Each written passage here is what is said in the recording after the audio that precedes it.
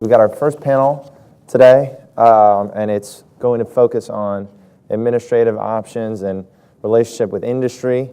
And we've got a great panel here, and I'll quickly introduce our panelists, and then we'll have some brief remarks, and then we'll get into Q&A. I'll ask some questions, and then we'll open it up to the audience for questions. We've got Alex DeGunten. He's the Business Development Officer for HEICO Aerospace Corporation. HEICO Aerospace is focused on PMAs, OEM, and DER repair, defense, and distribution products and services, and its customers include a majority of the world's airlines and overhaul shops, as well as numerous defense and space contractors and military agencies. Before joining HEICO, Mr. DeGunten served as Executive Director of Latin American and Caribbean Air Transport Association and held different leadership roles at Canadian Airlines International. We also have David Drabkin. He's Commissioner of the Section 809 panel, which has been very much in the news lately. He created by the 2016 NDAA to streamline acquisition regulations. Mr. Drabkin has had 30 years working in defense acquisition. In addition to Section 809 panel, he is an administrator of the Council of Defense and Space Industries Association and principal of Drabkin and Associates. We also have Lawrence Korb. He's currently a senior fellow at the Center for American Progress as an expert in defense policy and budget, as well as a senior advisor to the Center for Defense Information and an adjunct professor at Georgetown University. Over the course of his career, Mr. Korb has held senior positions at AEI, Brookings, and the Council on Foreign Relations. He served as Assistant Secretary of Defense in the Reagan administration, where he administered 70% of the defense budget. And so with that, I mean, I know maybe not everyone has remarks, but maybe we could go, Alex, do you have any opening remarks?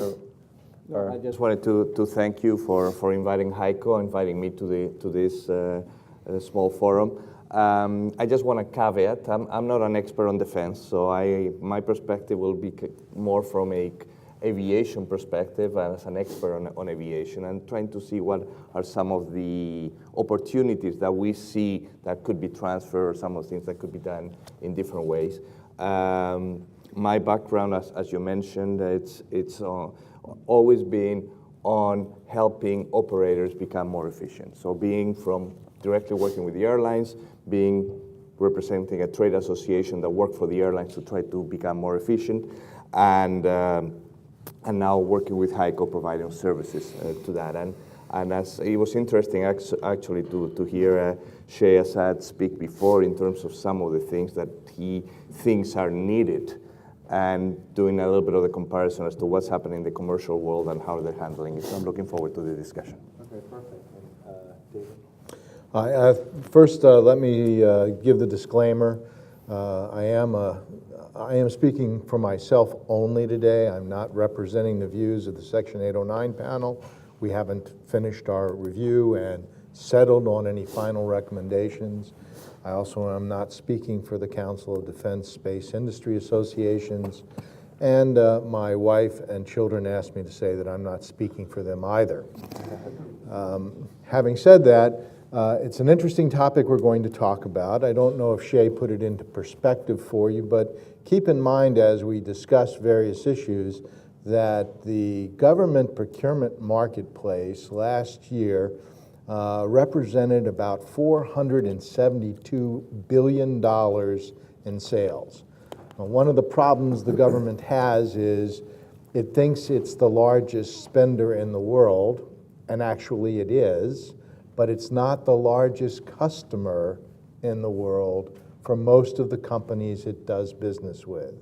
So for example, when we do business with Microsoft, we represent less than 1% of their sales. When we do business with Goodyear, we represent less than 5% of their sales. There are some companies with whom we do business where we represent 70, 80, 90+% of the business, but those are the central core businesses in the defense industrial base. And we spent all that money last year in over 11 million transactions. A transaction in this context includes a contract or a task and delivery order or modifications to those contracts, task and delivery orders that included adding money. 11 million. And that was done by a workforce principally of 33,000 people. And believe it or not, in this day and age, the Department of Defense and the rest of the government lack an integrated electronic tool to do that work. They have tools that perform various parts of that work, but for example, while they may electronically generate an RFP, and while they might electronically generate a contract, the output of those processes is paper. And that paper is stored in over 2,400 contracting offices spread throughout the world. So when people ask, why can't you give us data? You obviously have it. And the answer is, yes, we do have it, but you can't see it because it's not digitized and it's not available for a quick review. And I'm sure during our discussion today, issues that relate to those statistics which I've just shared with you will come up. Finally, the Section 809 panel, on which I'm a commissioner, is looking at a whole variety of issues associated with the acquisition system, beginning with the creation of a requirement and ultimately ending with the disposal of the things we buy through that process. And we are looking actively for people to talk to us about issues they've had, about if one of our questions has been, if you could get rid of 100 provisions that apply to government contracts, what would they be? Our chairman's position is we're going to go bold. We're going to make recommendations that are going to probably set some people's hair on fire. But we figure if we don't push the envelope now, it won't get pushed. And there have been a lot of commissions before us, a number of us on the panel have been on them, where we talked about issues around the edges of the acquisition process. We hope to be able to go to the heart of that process and make a real difference. Thank you. Thank you. And Larry? Yeah, thank you very much for having me. I'm going to take a little bit different approach here and talk about the Department of Defense and how they buy things and everything, and make a couple of points that I think get overlooked. Everybody focuses on who the Secretary of Defense is, whoever he, and someday I hope soon she is. But when it comes to what we're talking about today, it's the Deputy Secretary of Defense that is the key job. Now, I've been involved in this both in working and from my time in the service and also as a consultant, going back to the Nixon administration. And when I look at the Department of Defense, I say, when does it run well when it becomes to buying weapon systems? It's when you've had a strong deputy. I notice in your report there, or the part I've read there, that you talk about the Packard Commission. Well, who was David Packard? David Packard was from Hewlett-Packard, and when Melvin Laird became the Secretary of Defense, he was a 42-year-old congressman with no administrative experience. And I said, what were you thinking? He said, I've never run anything big. I asked people, who's the best manager in the country? And they told me Packard. And he brought David Packard in there. They had to do a whole bunch of things to enable him with the, he had to put all his assets in a blind trust and things like that. During the time he was there, the defense budget in today's dollars, and this is at the height of the Cold War, was about $350 billion. And yet if you go back and you take a look, the F-15, F-16, FA-18, all of these things were bought during that particular time. When Jimmy Carter got elected in 1976, before he picked the Secretary of Defense, he picked the deputy. Who was it? The head of Coca-Cola, Charlie Duncan, who came in there, and that's when you had what we call the second offset in terms of developing a lot of the technologies that today we still use in the field. And again, the defense budget was maybe in the high 300s at that particular time in today's dollars. And then the third thing was, and again, the administration picked it before they picked the Secretary of Defense. When Dick Cheney was Secretary of Defense, they brought in Don Atwood, who was Vice Chairman of General Motors. And if you go back and you take a look at how the Pentagon ran, it ran well. Now, I worked in the Obama campaign. I ran his defense sector. And after the election, he decided to keep Secretary Gates. And I said, get him a good manager, the David Packard, Don Atwood. He didn't want anybody like that. He didn't want anybody to take the shine off of him, okay? And so what happened, they picked a nice fella, Bill Lynn, who came from the industry, but he was a lobbyist for Raytheon, okay? And then, of course, you take a look at things, that happen. The next thing to keep in mind is this is a political process. So when you talk about, well, we got to do this, we got to do that, politics is going to be involved. Let me give you, again, a couple of examples. When Don Atwood was there and he came in, the Cold War ended, canceled a whole bunch of weapon systems. He tried to kill the V-22. Well, you don't want to take on the Marines. They were the only one buying it. We got the V-22, and as John McCain says, this is a helicopter, costs more than a fighter plane, okay? Well, we bought it, okay?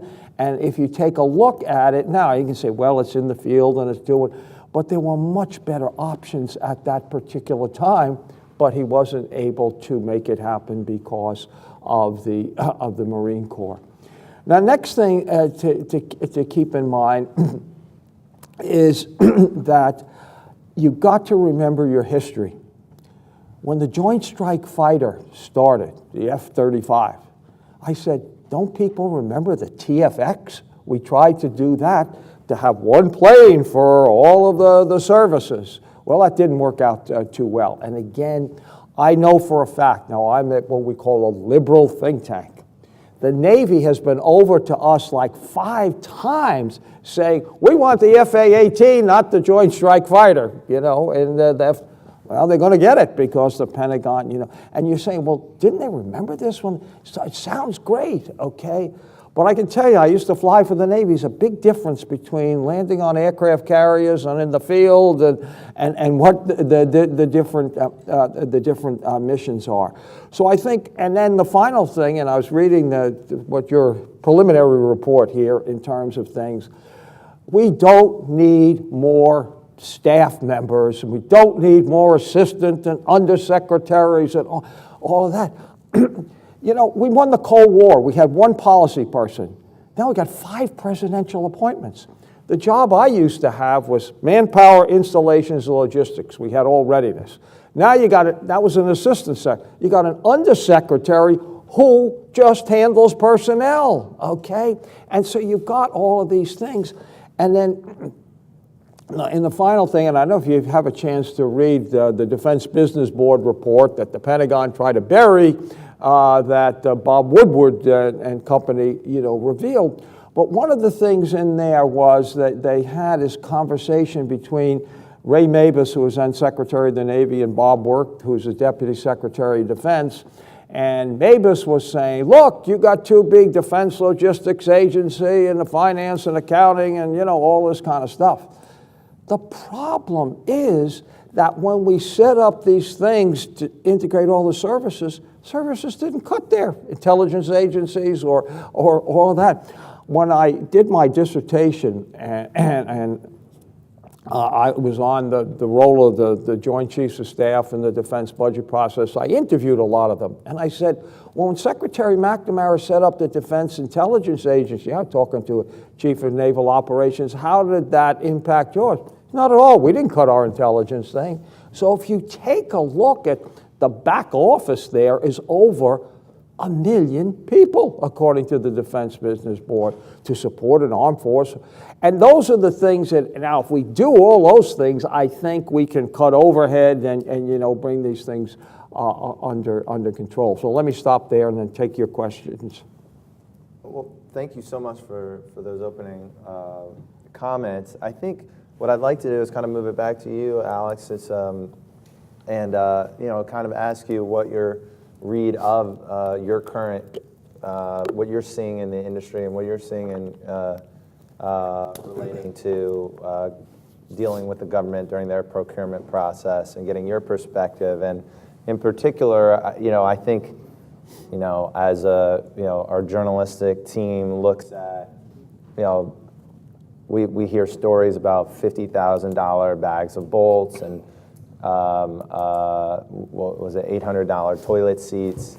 How common that type of thing really is, and kind of give us some perspective about what you're seeing in the competition and the procurement in your market. Sure. No, it's interesting again hearing Shay Assad talking about having an effective acquisition system, and point number one that he put in there was competition.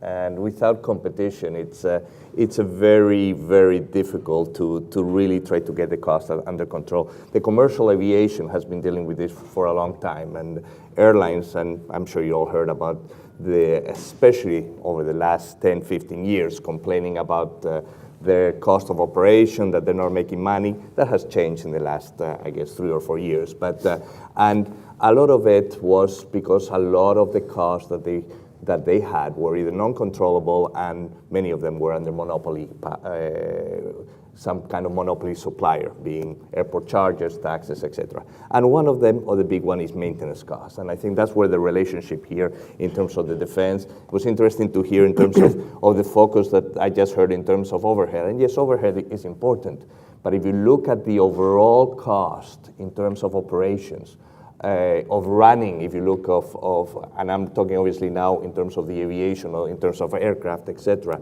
you're going to see that about probably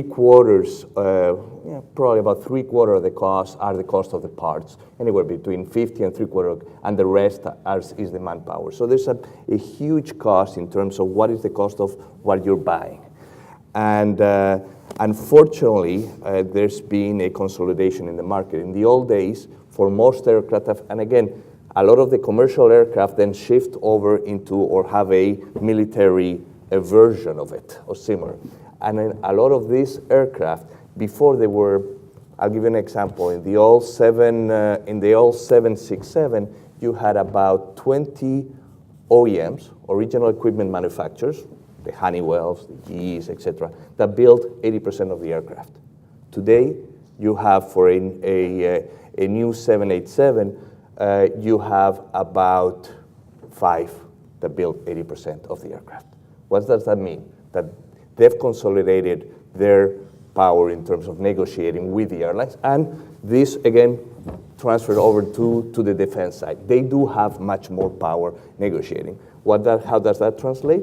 It translates in almost certain monopolies for a lot of the parts. Today, most of the parts on an aircraft, on the engine, you have one choice, and you have to buy that part. I'll give you an example. And this is the bags, similar to what you're talking. This little bag has 1,000 little bushings. Okay, these are little O-rings that go on the engine of a CFM G engine. They're not made out of any exotic material, and you use several hundreds when you're opening up the engines, etc. This little bag costs more than most of the cars that we all drive. This bag, and this is for the old engines, it's about $50,000. Okay, and it's just, and I can pass it around. I have 2 big bouncers in the back if anybody tries to live with it. Okay, I'll take the car. Exactly. Now, but I'll pass it around if anybody wants to look at it after, just to see, something very basic. And you take this and you multiply it throughout the aircraft. And you gave the example of the toilets. I don't know how it is in the military. Maybe they're doing a better job, because in the commercial aviation, they pay even up to $3,000 for a toilet seat. Again, because it has to be approved to be on flight, which is good for safety, etc. Now, there's alternatives to that. And that is what, in the commercial aviation, they've pushed a lot. And one of the things we do, HEICO as a company, we're a major producer of what we call alternative parts, PMA parts. These are FAA-approved parts. They're reverse engineered, identical, and the FAA goes through the same way they approve the original part, they go and they look and they approve the alternate part. What does that provide? That provides competition. Okay? It allows the companies to go to the OEM, to a GE or a CFM, and say, hey, you need to be price competitive. Because if you're not price competitive, monopolies are great for the person who has the monopolistic power, not for the client. So one of the things that we definitely see and in the defense side and that concerns us is there's already, for example, in commercial aviation, there's already a process by which the FAA approves all these parts, and there's hundreds of thousands of PMA parts that you can access. This is the US government approving these parts, okay? But however, we go into the defense side, and they don't recognize that.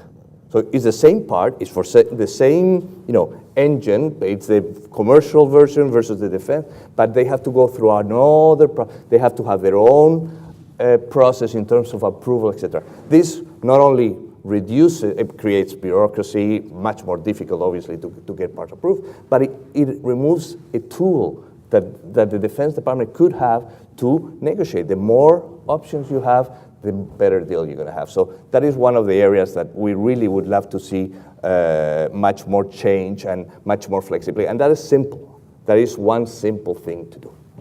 So that's one of the points. I have quite a few more, but I'll let the rest of the panelists this question of monopoly seems to keep coming up as a problem and consolidation. And Larry, I think I saw in the paper that the other day at the CAP Ideas Conference, you hosted, or the CAP hosted Elizabeth Warren, and she said one of the big priorities should be dusting off the antitrust laws and enforcing those more. Has that been sort of a comprehensive, is that something that CAP is working on in defense also, or is that not carried over?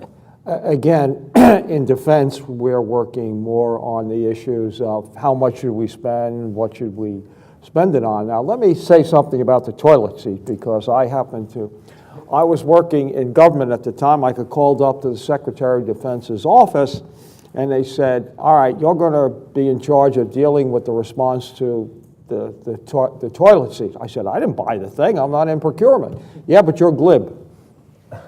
So I had to go testify and go on. I was on Face the Nation with Senator Grassley and all that. And before I did that, I called the president of Lockheed. They arranged a phone call with him. And I said, look, this is killing us. People didn't care about how much you paid. And it was really, as you guys have pointed out, a lavatory ensemble, okay? It was not just a toilet seat. It was a suction device that pulled the waste into the toilet. I know, yeah, because we used very different than the toilet seat for $10 at Home Depot. Yeah. But here's the point. People were using that who did not like the Reagan defense buildup. And this is the point I'm trying to make.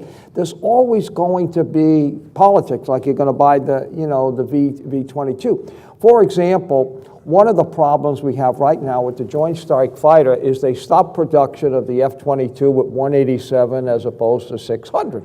So they accelerated the F-35 even though it wasn't ready because they didn't want to lose the jobs. Okay, and so that's a fact of life. And one of the funniest things, so I had to go on Face the Nation with Senator Grassley to talk about this. And I realized, first of all, when I called the president of Lockheed, he gave me this long thing about, he was justified, in doing this. I said, you don't care, it's going to cost you $10 billion if you don't give it to us for free, okay, if you don't. And so eventually we did get it for free. But the fact that there is, this politics in here that you have to realize when you're dealing with this. So yeah, you can try and make the process better. You can, do all these things. There's always going to be a political dimension that you have to deal with. The other thing is the Department of Defense never has enough money. No matter how much you give them, you can't buy perfect security, so you're always going to have to make choices, and I think that's why it's so important to have the right people. And by the way, when I went on there with Senator Grassley, what I said is, okay, you're right, we spent too much money on this. Now let me tell you all the areas you guys waste money in. And boy, he backed off, after things like we had to buy coal in the United States and ship them in American ships to Europe to keep the troops warm. When you talk about Germany, had a lot of coal there. So he kind of, and so that's the thing I think you need to recognize here. Yes, you can improve the system. You should try and make it better, but you really have to deal with the political ramifications of it. And the key thing I think is so important is people understand when they're doing that, why they're doing it, rather than pretending that it's really, something else. And that's where I think, we get ourselves in trouble. Can we stay on this political topic for a second? One of the investigations that we've done is into this company called TransDigm, and I don't know if you guys are following this, but there's been a congressional letter calling for an OIG investigation. What does that do politically when there are members of Congress who are saying, I want to look into this company and potential waste, fraud, and abuse? Does that raise political attention at DOD in your experience? Well, yeah, obviously when you do that, it does. But, I think, again, I worked, after I left the Pentagon, Raytheon recruited me. I lasted 6 months before they fired me because I testified in support of Goldwater Nichols to reorganize the department, which some folks in the Pentagon didn't like. And then, when we had the first sequester, I developed a plan for how we could live within it, and that really annoyed the people, so I was, soon, out of that job. And let me give you one other example here. The defense mergers that occurred in the 90s, you were going to merge Lockheed and Northrop if we had not stopped it, okay? And what happened was Congressman Denny Smith up from Jersey, who I don't have anything, I disagree with most of his positions. He called me and said, what do you think about these mergers? And the government was subsidizing them. I said, I think they've gone too far. So he said, we're going to have a hearing. It's going to be Norm Augustine and John Deutsch, talk about two, are going to be testifying in support of it. So I said, I'm not a procurement guy. I recommended a whole bunch of people. They called me back and they said, everybody agrees with you, but nobody wants to take on Augustine and Deutsch. Would you do it? So I said, okay. Augustine called me to tell me to try and do it, and Lockheed threatened Brookings, where I was at, that they weren't going to get, they said, we thought we were friends. That's the problem that you have, to deal with. And that's the point I'm trying to make. That is a political thing, and you need, a strong thing. And by the way, thanks to Joe Klein, who went on to become head of the New York City Public, we stopped the Northrop Grumman merger.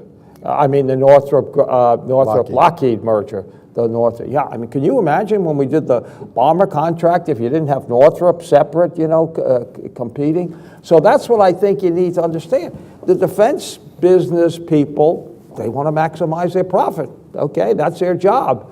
And the job of the government is to make sure that they get a fair profit, not, more than they should, and be held responsible when things don't work out the way that they're supposed to. Yeah, but excuse me. First of all, it's not the government's job to make sure they get a fair profit. It's the government's job to make sure we get a fair price. All right. And it's right, it's an okay. important distinction. All right, okay, yeah, all right, I agree. Can you actually explain that distinction? The distinction is, if you're in the commercial, when you go out to buy a car, you don't care. You don't ask the car manufacturer you're buying the car from, how much profit are you making? Well, how many car manufacturers are there? There are 3 car manufacturers, principal ones in the U.S. And now, of course, we have around the world. I don't know. What's the competition in the car market like? The competition in the car market likes intense, depending on what you want as a consumer. But that's not the point. The point is, you don't ask, even in a limited market, for a supplier to explain to you how they did a cost buildup. You care in your budget about what you're paying. When you focus on the sum parts, let me give you an example of what happens. The Navy focused on the sum of the parts of a price and looked at profit. They had two competitors for this particular buy. One bid $100,000, one bid $110,000. The one that bid $110,000 had in its profit build-up, in its price build, cost build-up, 6% profit. The one that bid $100,000 had a 20% profit. Same item, same quality, capable of delivering on time. Guess which the Navy bought? We don't The have to guess. $110,000 item, because the profit was lower. And the point that Shay missed when he gave you his presentation, and the point we're looking at in the panel, is to make sure that we look at the cost the government pays, and that the government pays a fair price for the thing it's buying and stops focusing its attention on profit. By the way, overhead makes a difference. I just have to ask a quick question, because Sure. this just sounds so preposterous to me, what you're saying, which is It's basically true. that if That's the a problem. competitor, you're talking about the price in a competitive market in which you don't have to think about the profit margin, because you know it's a competitive market and True. you have a lot of choice and you don't have to True. think about the profit. Now, if you have two providers, you have to do obviously a lot of research into all the assumptions that you made just offhand, which is, oh, the quality is exactly the same and all this other stuff, which strikes me as very controversial when you're getting into the details. And so just to Do you know what the assuming it away and saying that there's no distinction between price and profit, when you actually just laid out two totally different scenarios in which you were basically not saying that that's just not true. So what you're missing... I don't understand how. Well, let me help you understand. Yeah. There are three elements of a price. There are three elements in a price, basically. There are direct costs, there are indirect costs, overhead, and there is profit. Actually, there are more, but those are the three main elements. When the government does its analysis, it doesn't look at how it's managing the company, the competitors, and how they're controlling their indirect costs. And it doesn't look at whether the direct costs that are being charged are reasonable. Are they using an optimal team of people that represent the direct costs? Because they don't know how to do that. We've never focused our attention in the government on how to really price something. So what they focus their attention on is the profit, which in the scheme of the overall price is a very small percentage no matter what. Now, Shay suggested that somebody might have made 40% profit. Not true. The example he talked about was actually re-looked at by the Pentagon. It turns out they didn't make but 25% profit after they'd negotiated a price where they made 15% profit. And they made the additional profit by cutting their costs during performance. But having said that, when you want to buy something, you need to focus on what you're ultimately going to pay for it. That's what matters to you. That's what matters to your budget. Now, that doesn't mean you shouldn't have competition, because my colleague to my right is absolutely right. Competition is essential. But as you point out, there's certain parts of the market where DoD buys stuff, where there aren't but one or two. Actually, in some markets, right now we only have one submarine builder. How do you get competition in the submarine market? Okay, It's interesting to see the discussion, because it's very philosophical, and when you get into that, you can make all kinds of arguments. And I can see the profit, and it depends what the cost is, because if you put in development the cost, I have to do 3,000 trips to Asia for the development of this, or because it's part of the cost. This is where private industry, where competition gets rid of that. You call it can be part of the cost. We call it profit or whatever they want to do, because it's a way to hide the cost of the thing. So at the end of the day, what surprises me is that there seems to be, instead of going to a system where you have more options, and I agree that not everything you can have competition, and there you're going to have to do, but there's a lot of things where you can have competition. Absolutely. Okay? And they're restricted. All these regulations, and I'm not an expert here, but I'm hearing about all these hundreds of regulations. Most of them, many of them, there's such a relationship between the OEMs and the client, in this case, the defense. It happens in commercial aviation also, that you see some of these regulations are almost put in as barriers to entry to new suppliers. They made the process so complicated that smaller suppliers cannot have access to it because you would need a team of people to be able to do that. So by creating all these regulations, all these artificial barriers, all you're doing is you're removing a great tool that you could have in the Defense Department to reduce costs, because we can argue, but the best part is if you, as you mentioned, if you have competition. Right. If you're able to say, hey, you know what, yeah, you're offering me this, but I can get it here for this. And it's not only a question of price, it's also a question of service, because again, when you have monopoly, the service tends to be worse than normal. The delivery times are worse. The design, you will have design that has obsolescence in the design because, hey, I'm the only one who's going to provide it to you. So Absolutely. It can last 1,000 hours or it can last 100 hours. I'll build it to last 100 hours because you're going to have to keep buying from me. Right. And the increases, if you look at the increases, and I don't have the number for the military, but I can tell you on the commercial side, you know, Delta CEO has gone public saying every year there is 6-7% increase in the cost of spare parts. This is inflation in the US or Canada or Europe, where most of these parts are built, is 1 to 2%. Why is it growing? Why is the cost of parts increasing 6-7% a year? Okay, again, because they can. So if you're able to remove some of those barriers, even and create real transparency. The other thing I've heard is, oh no, but we do have processes where we have some competition, but the competitors is Company A, Company B, and Company C, which happen to all be owned by the same mother company or in relationship. That is not competition. That is not competition. But it looks at, oh yeah, there was so there needs to be much more transparency in the process. And as I mentioned, there are simple things that will help alleviate not all the problems. It will not reduce the cost, but it will help reduce so that those increases, instead of being 7% a year, or 10 or whatever they are more reasonable. And I'm not even talking here the cost of acquisition, because the cost of acquisition is already inflated, but that's, some of the estimates I've heard is that the cost of sustainment is about 3 times the cost of acquisition. So,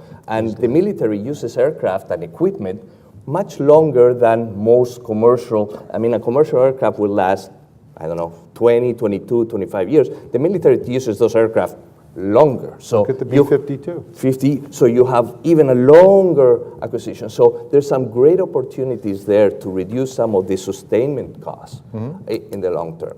And the third, and I'll give one more point in support of competition, is the fact that should, God forbid, we need to ramp up rather quickly because of some crisis somewhere in the world. If you only have one supplier, it's a problem, who can get you those parts, you're going to be much more dependent on and much more constrained as to your ability to ramp up or to grow up. So I think I'm happy, and that one of the reasons we wanted to join you in this panel is there's an opportunity here with the new administration, with the new philosophies, to try to create some competition, open up, simplify processes that will reduce costs and hopefully be better. And one of the markets that we looked at, and I'll open up to questions after this, Alex, is aerospace and defense. And we did some number crunching on some data that we could get available, and it seems that HEICO actually doesn't charge the same price increases on their monopoly or parts where they're the sole supplier as other competitors in the space. And I was curious as to different companies have different philosophies. We are here in the long term. We're not we're a company. We're celebrating our 60th year anniversary. We've been in the stock exchange forever. We're small in this field, and we really believe that our value is to create, or our focus is to create value for the customers in the long term. For example, on what I was mentioning before on the PMA side, we only exist because the airlines, and unfortunately not the defense, but maybe the defense could have the opportunity also, come to us and say, you know what, we're paying $50,000 for this bag, and we use lots of these bags. Can you help us? okay? And we go and we develop that. So there's that kind of approach to business. And has the government, have you made any inroads with the government of having that same type of conversation? We do, and we work with them, but as I mentioned before, I think, for example, the fact that all these parts, and there's, like I said, there's hundreds, and not it's only HEICO, there's lots of companies that probably are already FAA approved, okay? So they're good enough for you and your children to fly on, and it provides the safety of the FAA. One branch of the government says, yeah, this is good, but then on the other side, well, sorry, we don't recognize what my left hand says. You need to go through a whole new process, which is very complicated, very costly, etc. So that limits. That is one of the options that could be done. And then the last question, you said different companies have different philosophies. Do you think you guys have a long-term philosophy of doing something in the best interest of your customers? Do you think it's problematic to have a philosophy of raising the price as much as you can annually? Absolutely. I mean, at the end of the day, any abuse of market power is going to be, I think it's negative. I mean, many places it's illegal. I can tell you in the European community right now, they are the airlines. IATA has put a case against certain manufacturers because of monopolistic behavior in terms of, and the commission is looking at it, and whether they're going to move forward on it, we don't know. But the airlines are very concerned about this. The airline industry spends $60 billion a year in maintenance, of which more than 50% of that is the cost of parts, spare parts, repairs, etc. Not the manpower, the actual cost of the part. This is a significant amount of money, and I'm sure in the defense it's also a very, very, very big number, probably much higher than that. So they're very concerned that these parts not only are very expensive to buy when they're brand new, but as you're replenishing, as you're using them, they're going up 6-7% a year. So they're saying, hey, this is not fair. This is not fair pricing. This is not fair competition. Something needs to be done. Let's open it up for questions. Do we have the microphone? Oh. Thank you. Fascinating panel, and I want to look at that bag.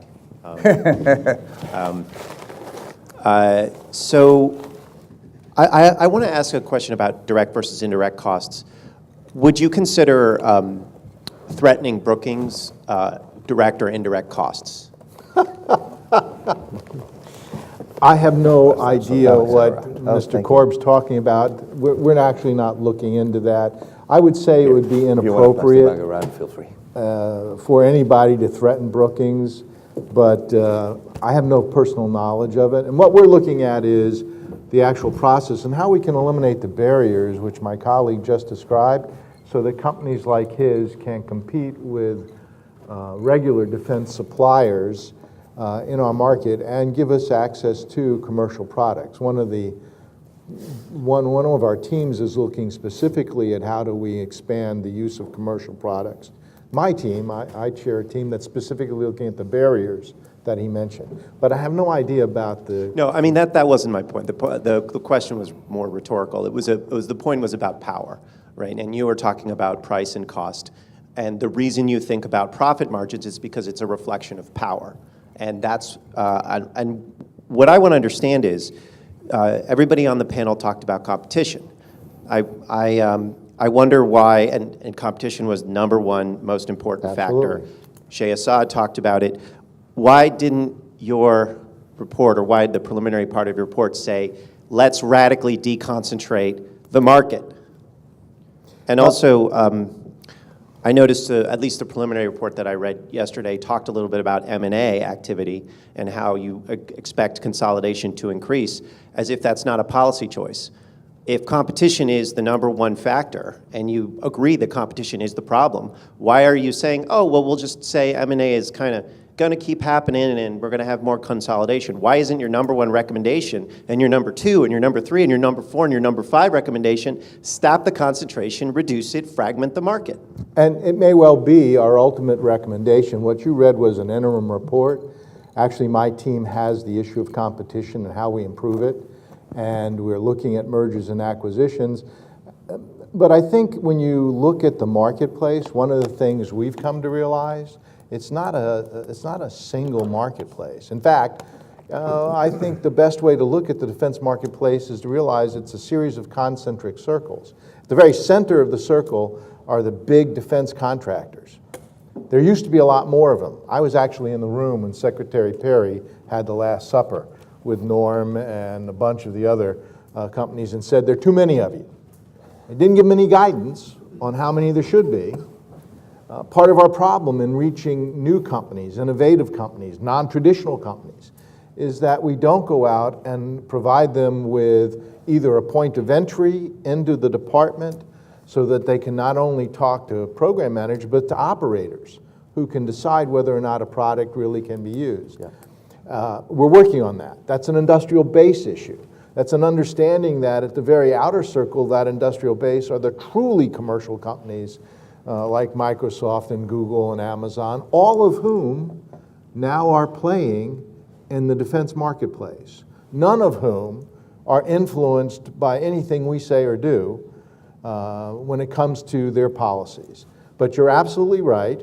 That report didn't talk about competition, and it didn't talk about mergers and acquisitions, because we've got a few more months left to generate our final report. I would say to you, expect, I think, we're going to talk about how to expand competition so we can do it more like commercial companies do. We're considering, this is not a decision, we are considering whether we can have a competition that's purely technical, where we can look at a product somebody has developed and compare it head to head with a different product that does the same thing, and there are lots of them out there, and pick a winner based upon technical capabilities without looking at price first. Right now, you must consider price first as part of a competition. So competition, we think, is absolutely important, and we also recognize that there are barriers to getting into our marketplace. Doing business with the government generally and with DoD specifically is kind of like playing Russian roulette sometimes. There are no other contract corollaries in the marketplace where you can go to jail because you submitted a form to the buyer that was incorrect. In the government, you can't. Yeah. There are no other marketplaces where the government can unilaterally change the terms and conditions of the contract after you've signed them. The government can. One of the issues on cost and price is that we have things called unallowable costs. You can submit a proposal to the government today and plan on how you're going to price it, and after you've signed it and been awarded the contract can say, one of the elements of price that you expected to be reimbursed for, we've decided is now unallowable and you can't. And you have no recourse.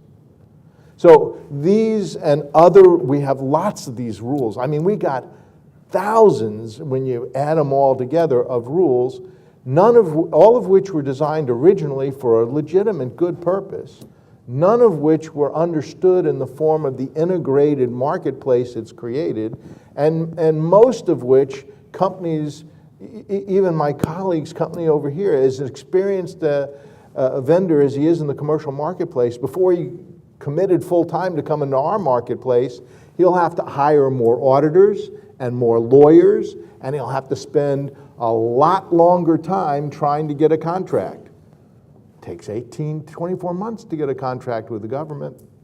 It takes 6 months or less in most commercial settings. I don't want to dominate the conversation. Now, let me say something. When you had the Last Supper, everybody said the Cold War's over, the defense budget's going. It's not down. It's at Reagan levels, and that's the problem that you have. And listening to you, I looked at their profits. They're making a fortune. Their stocks are up. So if all of this, that's nonsense. And I think that's the key thing. You talked about before, okay, so we go on price. What happens if the price goes over? We pay it. That's the problem. But we should. The cost. The GAO did a study of the major weapon systems a couple of years ago, and they found out the cost overruns are $496 billion. John McCain said that's outrageous. Well, what about this defense company? What's happening to them? I don't see anything. And I think that's the key issue here. They want to have it both ways. They want to be, oh, we're the free market, but on the other hand, we're really not, you know. And you talk about a car, you know. If I buy a car, it doesn't work, and I bring it back, they'll give me a new one. Well, I mean, you're absolutely right. So we're looking at the use of cost-type contracts. By the way, you said, President Trump hasn't said much about government contracting except recently in a Time article, which many of you probably saw. He had two comments about government contracting. One, he likes fixed price, and the second is he thinks time and material contracts are terrible. That was so far the guidance we've gotten government-wide on contracting from the Trump White House. Didn't Shea speak for 10 minutes about how much support he has for cracking down on pricing and cost data? I know what Shea said in terms of support. Shea speaks from his perspective. Let me suggest to you that he's not the only voice in the Department of Defense, and I'm certainly not a voice for the Department of Defense, but he and the Hill don't all agree yet on what, and part of our job on the panel is to try to figure out what the right mix is. By the way, Kendall, his boss, did a study just last year, and it came out in his report. Kendall did these annual reports on defense acquisitions, and part of one of those reports was a study that looked at a comparison of the success of programs where they use cost-type contracts and fixed-price-type contracts. And their conclusion from the data was that there really was no difference which contract you use. All the difference was in who managed the contract, not the contract type. By the way, the GAO report that Larry talked about, absolutely correct.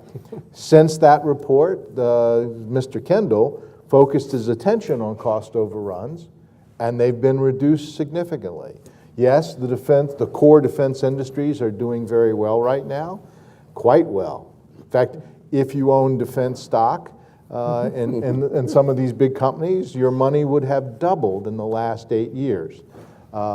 That's true. I don't know whether that's a good thing or a bad thing as a single empirical fact.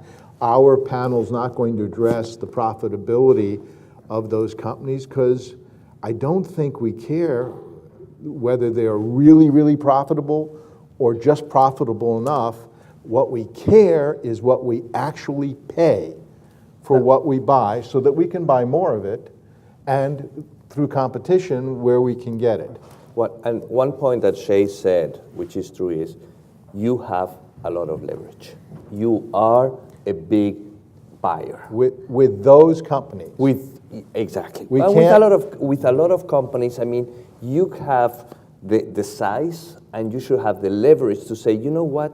No, we're not going to play by these rules. We like these rules better. So in terms, and I see one of the things that I've heard, and again, not being an expert on defense, but I hear there seems to be a lot of bundling going on now in the defense area in terms of providing large contracts to the OEMs and say, you know what, you do and you manage everything, which involves the time, the logistics, the parts, all of it. But you do that, and you kind of outsourcing something without after, you're not going to know exactly what's in there, what are you paying for, you lose the history of the data. That's another very key important. You need to know what is the cost, what is going into this, because for the next time you're negotiating, if you don't have that information, they're going to charge you whatever they want, because you really don't know what is the actual cost of the thing. So again, by the more you concentrated in one supplier, not only the selling, but in terms of the services part, of the repair part,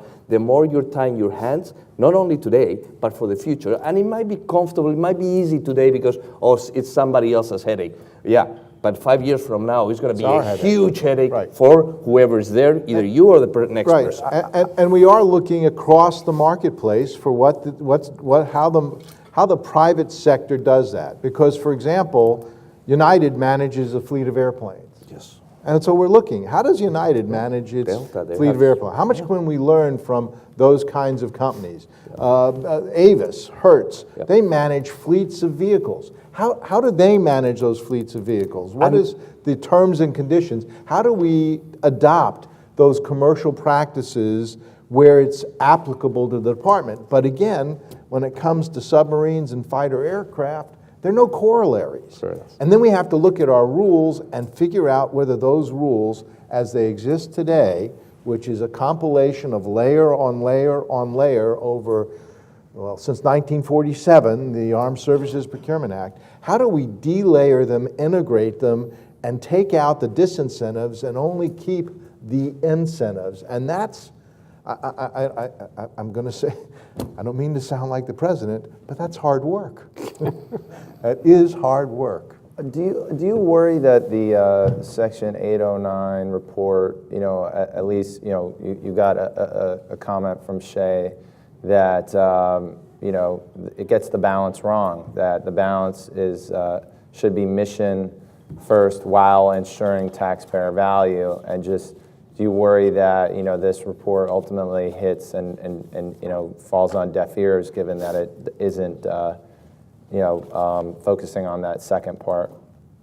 Well, first of all, the most successful report since 1947 in terms of making significant positive change was the Section 800 panel report, which was issued ultimately by Secretary Cheney just as he left office, and resulted in FASA and Klinger-Cohen.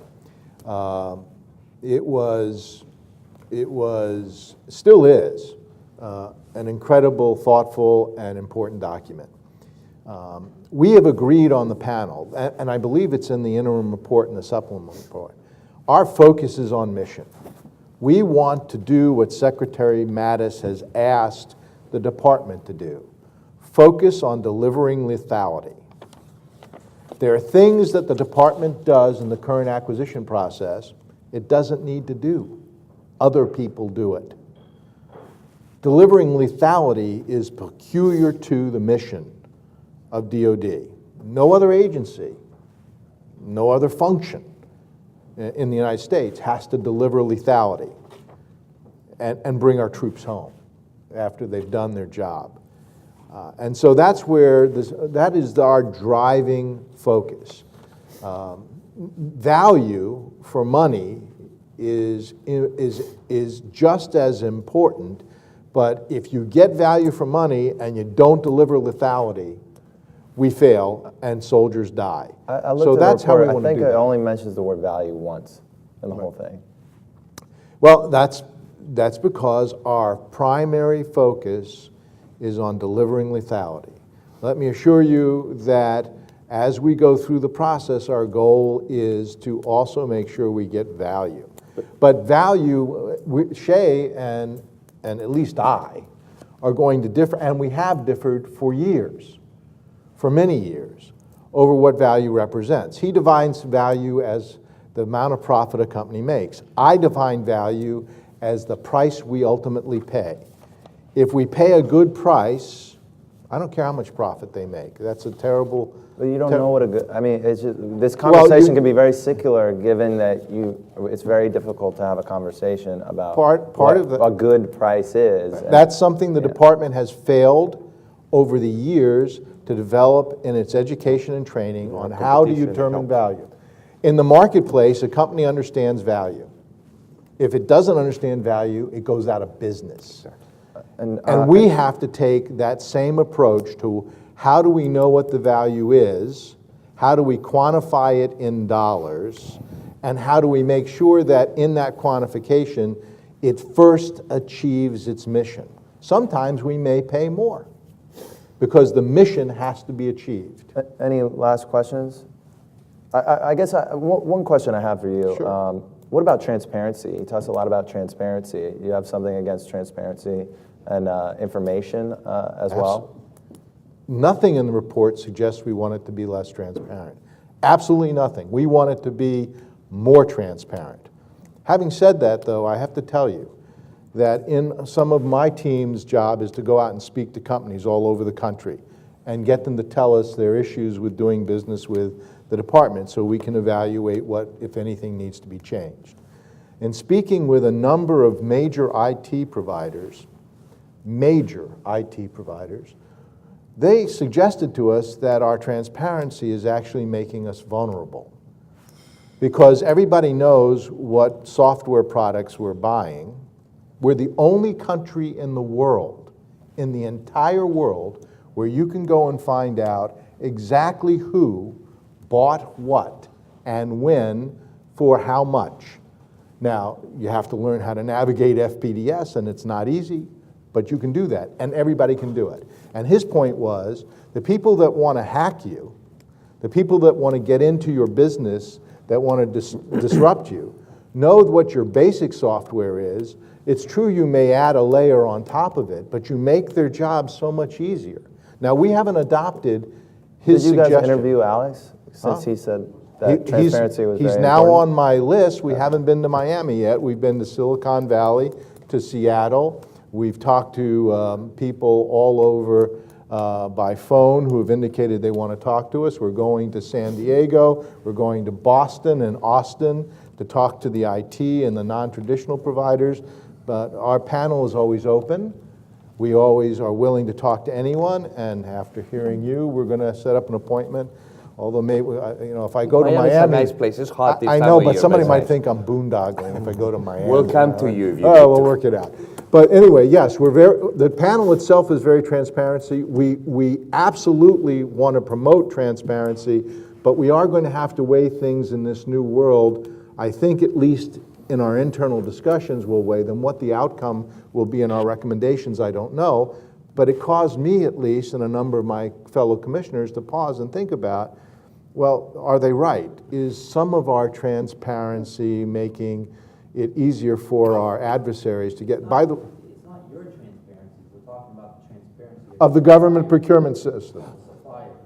So when a company's making 80% aftermarket profit margins off of you, shouldn't you consider that in your assessment about whether you're getting good value? 80%. Like, why do you say Who profits makes, don't matter? well, first of all, I'd like for you to please send me personally the examples of companies making 80%, other than commercial companies whose prices are set by the marketplace. Send me the examples of companies that make 80%, other than commercial companies in the commercial marketplace. Because, by the way, They I don't make tell less in- Microsoft how much Yeah, profit that's- they can They make. make less in the commercial market than they're making off the Department of Defense. Send me the examples of 80%. You said there are some. Send them to me. I want to know, because we'll find out how we can address that. Well, I'll Because tell you right now, it's TransDigm. They make 45% margins at the corporate level. Aftermarket, military, it's over 80%. I'm not personally familiar with it, but I will add it to the list of things we will look at. It's a $1 billion business for defense. You know, we have examples throughout history of lots of bad things that have happened in our system. There are examples. That's not the rule, and I'm not making an excuse for the system. We really want to fix it, and if you have an idea how we fix that and do it in the context of how we buy, let us know, because we seriously will consider it. But, for example, I don't know that we will ever provide transparency into our suppliers. Our transparency will be who's our supplier, what we paid them. Some of them who are publicly traded will have to report their profit. For you, it's, can you require your suppliers to be more transparent with you? If they're giving you commercial pricing, for example, can't they be required to give you the commercial pricing that includes the discount? Not list, And but by the the way, commercial we- pricing that includes a discount. And we have Can't you require the right to And we do. audit the books for their defense business unit? We already have places in the government, not in DOD, where they're required to give us discounts. Go to the GSA schedules. It's an absolute requirement that they provide a discount off of their schedule announced price. I don't know if TransDigm's on a schedule. I don't know TransDigm as a company. I'm not familiar with this particular horror story. One. Two, if they're selling to us out of a defense sector, and they're selling us on a cost-type contract, We get to audit their books. It's part of our contract terms and conditions. By the way, it's one of the things that these small companies tell us who don't do business with us regularly, which is a barrier to doing business with us because they don't want to open their company up to audit. They don't do that for their commercial customers. If it's a fixed price contract, if it's awarded sole source, then we have rights to go in and do audits after the fact. Now, Shay's problem is he wants to negotiate with, I think it's 21 companies that are giving him, or 221 companies, that are giving him difficulty on this pricing issue out of 250,000 suppliers. We're going to look at how we fix that problem. I don't know the answer. Shay, by the way, doesn't know the answer other than he wants it fixed. But it's on our list of things to look at. And last question here before lunch. I guess, no, Dave, really appreciate kind of all your perspective. This has been very helpful. I think, in my personal opinion, after doing a lot of work on this, I think there's some confusion in the sense of when you have a sole source part, in the spare parts side, the price and the margin are actually one and the same because there are no other alternatives. And so I think, one, would appreciate your perspective in terms of finding a fair price on a sole source part, where for whatever reason the cost data is not being shown. And two, he brought up this concept of these smaller companies, and like TransDyme's a company you never heard of. And even if you talk to the management team at TransDyme, they'll tell you that is by design, that you have never heard of them. They have over 30 plus subsidiaries, all independent cage codes. Their selling officers, when they meet with your procurement officers, are coached on how to not wear TransDyme gear that's not on their cards. They get reprimanded to take it off. And so my question around with that as context is what specific practices are being put in place to essentially handle, frankly, one of your biggest suppliers that you're unaware of, in a way that you can, handle them, essentially as one company with one cage code. So first to the sole source parts. The current acquisition statutes and regulations already give the department the authority to essentially set up a competitor. They almost never use it, but it's there, so that they don't have to have sole source parts, and particularly in critical areas like weapon system support, et cetera. But the department rarely uses it. Part of this goes back to what the industrial base office at DoD is supposed to be doing, looking at what the requirements are for the department, and then looking at what's in the marketplace and deciding what impacts on that marketplace DoD ought to be taking. Our report will definitely address, because we're currently working on language amongst ourselves. It hasn't been voted on yet, but I'm pretty sure it will address some robust changes to the industrial base office and the small business offices, whose job it is to help us find those sources. In terms of the pricing of sole source parts, that's one of those cases where the government has to make some decisions. These are tough decisions. If there's truly only one source for that part, then the government may have to pay that price. We may not like it, but most of us are capitalists, or we approve of the capitalist society we live in. We don't like the idea of the government dictating prices to people. So, but we're going to look at, for example, how do we create competition? Because he's absolutely right. His company might be able to make that part. And if I came to him and said, I'm willing to pay you to set up a line to make this part for me so I can have some competition, he might well do it. That authority. You sort of left out an important part What's of the that? sole source rules, which is that they have to provide the cost data, which is, That's right. so. But And that's if- something you're if against. they're no, I'm not against in a sole source. Go ahead. 1 second. So we've done years of work of this, and we've interviewed as many people that have ran TransDyme business units as possible.